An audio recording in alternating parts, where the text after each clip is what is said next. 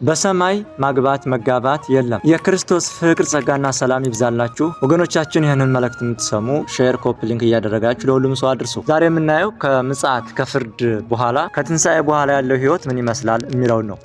አንዳንድ ወገኖች ሰው ከሞተ በኋላ እነሆ ሚስት ያገባል፣ በሰማይ መጋባት አለ፣ እነሆ ድንግልናቸው የማይጠፉ ሴቶች አሉ የሚል ያጋንንት አስተምህሮ ያስተምራል እና በክርስትና ትምህርት እግዚአብሔርስ ምን ይላል የሚለው ነው ዛሬ የምናየው። የማቴዎስ ወንጌል ምዕራፍ 22ን ስናነብ ትንሣኤ ሙታን የለም የሚሉ ሰዱቃውያን ጌታችን ኢየሱስ ክርስቶስን ሄደው እንደጠየቁት ይነግረናል። በእኛ ዘንድ አንዲት ሴት ነበረች፣ እነሆ ባላገባች፣ የመጀመሪያ ባሏ ሞተ፣ ከዛም ሁለተኛ ገባች፣ ሶስተኛ፣ አራተኛ እያለች እስከ 7 ጊዜ አገባች፣ በመጨረሻም ሴቲቱ ሞተች። በትንሣኤ ጊዜ ከሰባቱ ማንኛቸው ናቸው የሚያገቧት ብለው ጠየቁት ማለት ነው። ጌታችን ኢየሱስ ክርስቶስም እንዲህ ብሎ መለሰላቸው። ኢየሱስም መልሶ እንዲህ አላቸው፣ መጽሐፍትንና የእግዚአብሔርን ኃይል አታውቁምና ትስታላችሁ። በትንሣኤስ እንደ እግዚአብሔር መላእክት በሰማይ ይሆናሉ እንጂ አያገቡም አይጋቡምም አላቸው። ክብርና ምስጋና ለእርሱ ይሁን። እኛ ክርስቲያኖች በኢየሱስ ክርስቶስ ለምናምን በክርስቶስ ደም ለተዋጀን በሰማይ እንደ ቅዱሳን መላእክት እንሆናለን። ከቅዱሳን መላእክት ጋር 1000 ዘመን ተፈጽሞ 1000 ዘመን እስኪተካ ድረስ እየዘመርን እግዚአብሔርን እናመሰግናለን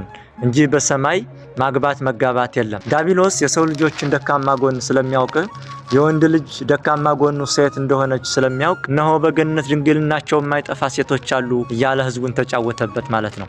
እግዚአብሔር ግን እንደዛ አይልም። ከሞትን በኋላ እኛ ከፍርድ ቀን በኋላ እንደ እግዚአብሔር መላእክት እግዚአብሔርን እያመሰገን እንዘምራለን። መጽሐፍ ቅዱስ እንዲህ ይላል። የቅዱስ ጳውሎስ መልእክት ወደ ዕብራውያን ሰዎች ምዕራፍ 12 ቁጥር 22 ላይ እንዲህ ይላል። ነገር ግን ወደ ጽዮን ተራራና ወደ ሕያው እግዚአብሔር ከተማ ደርሳችኋል፣ ወደ ሰማያዊቱም ኢየሩሳሌም በደስታም ወደ ተሰበሰቡት ወደ አእላፋት መላእክት በሰማያትም ወደ ተጻፉ ወደ በኩራት ማህበር የሁሉም ዳኛ ወደሚሆን ወደ እግዚአብሔር ፍጹማንም ወደ ሆኑት ወደ ጻድቃን መንፈሶች የአዲስ ኪዳን መካከለኛ ወደሚሆን ወደ ኢየሱስ ከአቤል ደም ይልቅ የሚሻለውን ወደሚናገር ወደ መርጨት ደም ደርሳችኋል ይላል። ስለዚህ እኛ ከሞትን በኋላ ወደ ሰማያዊት ኢየሩሳሌም በሰው ልብ ወዳልታሰበችውና በአይን ወዳልታየችው ወደ ሰማያዊት ኢየሩሳሌም ወደ እግዚአብሔር መንግስት እንገባለን። ራዕየ ዮሐንስ ምዕራፍ 7 ቁጥር 9 ላይ እንዲህ ይላል። ከዚህም በኋላ አየሁ፣ እነሆም አንድ ስንኳ ሊቆጥራቸው የማይችል ከህዝብና ከነገድ ከወገንም ከቋንቋም ሁሉ እጅግ ብዙ ሰዎች ነበሩ።